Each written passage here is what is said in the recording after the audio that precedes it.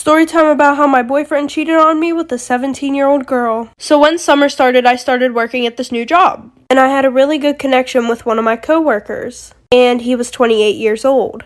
So we started talking. But I would get mad at him a lot because he would ignore my messages asking to hang out. And on top of that, every time that we got done with work, we would all go sit and eat, and he would sit next to this one girl. And by the way, she was 17. And I could see them flirting all the time. Well, finally, once summer ended, she moved away. And then I felt like I had a real chance to start dating him. So we started hanging out a lot and hooking up a lot. After a few months, I started taking our relationship serious. Well, apparently not for him, because there was this girl on his phone that he had been texting a lot. So weirdly enough, after that, I get a DM from the girl that he would always flirt with at work. And she asked me if I was dating him. And I said yeah, and then she goes, oh, well, he's been texting me a lot. So then I blocked her and went and hooked up with one of his friends that night, like for part 2.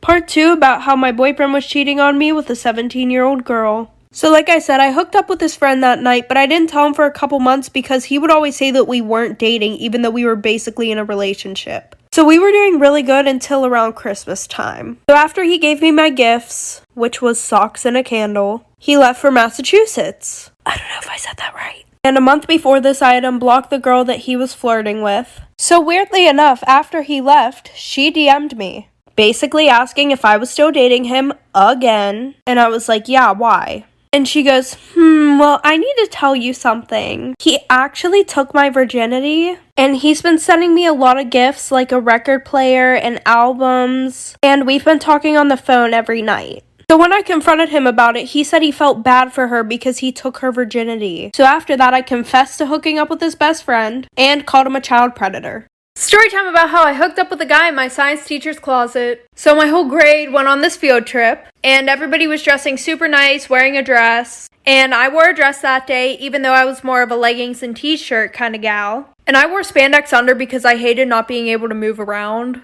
Well, after our field trip, everybody's jumping around on the bus, I don't care what I'm doing because I have shorts on under my dress. And after school that day, I get a text from one of the popular boys. And he goes, I'm really physically attracted to you. And I was like, oh, same, period. And he was like, wanna hook up tomorrow? And I was like, during school? He goes, yeah, I have a place where we can hook up. And I wasn't really experienced with boys. So I was like, fuck it, if I'm gonna experiment, it's gonna be with you. Cause he was really hot. So the next day I meet him during lunch, and he takes me to this one spot, but we couldn't hook up there because it wasn't blocked off like it usually is. So we go to my science teacher's room, and right after we hook up, our science teacher walks in. Story time about how my boyfriend and I got robbed for over $3,000. And I know someone's about to be like, $3,000 isn't even a lot of money. We were both teenagers and both saved up a year's worth of paychecks for this, so it was a lot of money to us. So my boyfriend and I were looking for a car that we could use for about a year or so, and we found this one guy on Facebook. And the car looked too good for the price that he was selling it at, but I got in contact, asked him if he would meet me somewhere, and then he started being super sketchy. He was like, well, I still have to do some work on it, so can you guys come to my house? So we drove an hour away to his place, and we pull up to this apartment, and we drive around a few times, and the car is nowhere to be seen. So he meets us outside, we go in his house. Super nice, offered us drinks and everything. And then he goes, okay, can I have the money now? And we're like, well, we want to see the car. And he goes, you guys can see the car after you give me the money. I just don't want to get robbed. So we give him the money and he goes to the back to count it, like for part 2. Part 2 on my boyfriend and I getting robbed.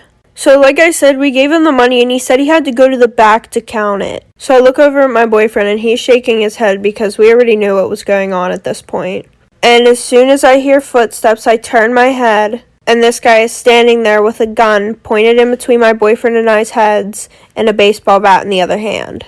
And then he goes, okay, you guys can get the fuck out of my house now. Before we leave his house, my boyfriend's like, bro, can I at least get the money back? And of course the guy says no. So then I called the cops, and my boyfriend didn't want me to call the cops because he was like, I want to handle it my own way. But I didn't care. That was money that we worked hard for. So I got on the phone with the police. We went down to the police station. We made our statements and everything like that. And then we go back, I think a week later. And they show us a picture and they're like, oh, is this him? Well, apparently this guy had a lot of gun charges and everything like that. So he went to jail and had to do community service for part 3. Part 3 on my boyfriend and I getting robbed. So like I said, they said that he had a lot of gun charges, and so he went to jail. And I think he was only in there for 6 months because apparently he was only a teenager. So after he got out, it was like time for him to start paying us back. And I was so happy that I didn't let my boyfriend handle it his own way. I feel like this was the best revenge or whatever. He had to spend that whole summer doing community service to pay us back. And it's not like a fine where you can just pay that money back. Like, you actually have to do community service for that money. Or I'm pretty sure that's what the cops told us. But the funniest thing is we actually saw him walking in the mall with his dad whenever we got one of the paychecks because we went shopping with it. And we were walking right behind him. And my boyfriend wanted to say something. And, I was like, no, we already got the money back. Let's not do that. Story time about me being the toxic best friend. So my best friend was dating this guy for about 1.5 years. And for the past 6 or 7 months, she would say that she wasn't happy, she didn't like how she was being treated, but she couldn't leave him. Well, at this time, they lived together, and that night we were supposed to decorate her apartment for her birthday party. So since she was at work, she just told me to go over her house and start decorating until she got home. Well, who happened to be there but her shitty-ass boyfriend? And him and I didn't really get along. Well, him and I were setting up and he was being super nice. Like, overly nice. Which really weirded me out. Well, later on after the party, my best friend was hammered, so we both put her to bed and started cleaning up. And we were both drunk and started flirting with each other. And then one thing led to another. And I did it with my best friend's boyfriend in her house. So for the next 3 months, we have like this secret relationship, like for part 2. Part 2 to me being the toxic best friend. So like I said, him and I had this secret relationship for like 3 months straight. And I would always just go over to my best friend's house while she was working and see him then. Well, the one day she came home early from work.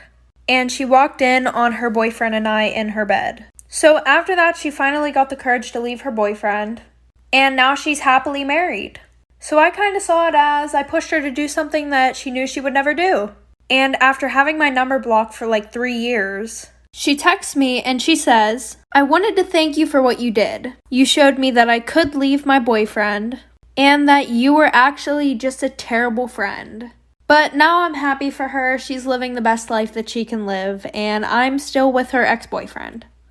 Story time about my toxic ex-friend group. So my freshman year, I had moved to a new high school. So right away, I started being friends with this group of girls, and they were super nice. And I was also friends with this group of guys. Well, since I was friends with both groups, we all started hanging out all the time, but only whenever I was there. The boys just didn't want to hang out with the other girls. And after a few months, the girls started acting really strange. So anytime that I would hang out with the boys and not invite them, they would ignore me for a whole week. Meaning they wouldn't talk to me in school, they wouldn't answer my messages, or anything like that. Not a single one of them. And also, anytime that we hung out, they would be like, "Oh, invite the boys." And it was like they never wanted to hang out with me. So the one night, one of the boys was throwing a party.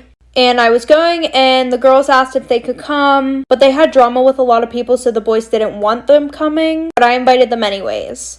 Like for part 2. Part 2 to the toxic ex-friend group story time. So, I invited them to the party, they showed up, and they were being really rude and standoffish the whole entire night. And these girls literally hated it whenever I would hang out with the boys or talk to the boys. Come to find out that every single one of the girls had a crush on every single one of the guys that were in my friend group. Also, I'm a very friendly person and will talk to anybody, and they got pissed off whenever I was talking to anybody who wasn't them. So a little bit into the party, I start getting a lot of dirty looks from a lot of different girls that I've never even talked to. And this girl walks up to me and she's like, "Why have you been Snapchatting my boyfriend?" And I'm like, "Girl, what are you talking about?" She goes, "A few of your friends told me that you like my boyfriend and that you've been Snapchatting him and trying to get with him." So then she calls the girls over from my friend group and goes, "Didn't she tell me this?" And they're like, "Yeah, she tries to get with everybody's boyfriend." So after that, I got kicked out of both friend groups because they spread a bunch of lies and rumors about me. Put a finger down, upper middle class edition. Before I start, this is not me trying to brag, I just haven't seen one of these done. Put a finger down if your mom makes more money. Put a finger down if your dad makes more money. Put a finger down if you have a trampoline, pool, or playhouse in your backyard. Put a finger down if your parents take you on shopping sprees regularly. Put a finger down if whenever time you go out somewhere, your parents give you money. Put a finger down if you live in a gated community. Put a finger down if you never really have to worry about price when it comes to asking for Christmas or birthday presents. Put a finger down if you have a lake house, pond house, or a beach house. Put a finger down if you've ever been to a different country for a family trip or a family vacation. Put a finger down if every single family member has a TV in their room. Put a finger down if every single family member that can drive has their own car. Put a finger down if you have a kitchen fridge, a garage fridge, and a garage chest freezer. Put a finger down if your parents or just one parent has an extra source of income other than their regular job. Put a finger down, except if you put even one finger down, I don't trust you. Put a finger down if you say your favorite color is blue. Put a finger down if you would choose to eat a hot dog. Like, if you actually enjoy eating hot dogs.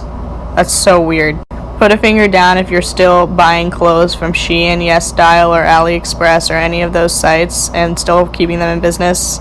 That's so fucked up. I thought we moved past that. Put a finger down if you don't put your nose in your mask. Stay away from me, that's gross. Put a finger down if you just, eat bananas. Just, peel them and eat them. What appeals to you about a phallic-shaped fruit with no flavor and weird texture? I don't know. It's kind of weird. Put a finger down if all you watch is anime. It's fine. You can do that, but something's off about that. Put a finger down if your room is clean right now. Weird. Won't you come